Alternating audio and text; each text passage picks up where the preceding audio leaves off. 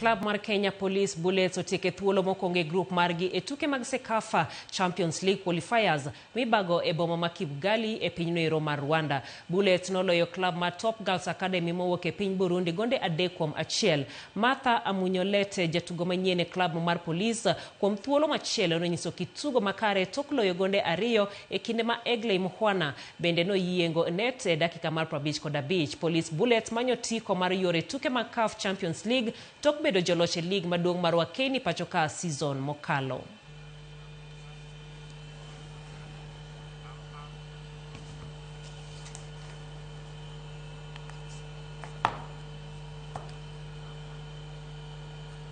First, I want to thank my players. They really show up when we needed them the most.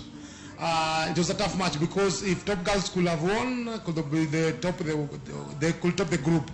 Now, that's what I'm saying. Thank you to the girls. They did a good job, and I'm happy for the 2 wins, 2 games.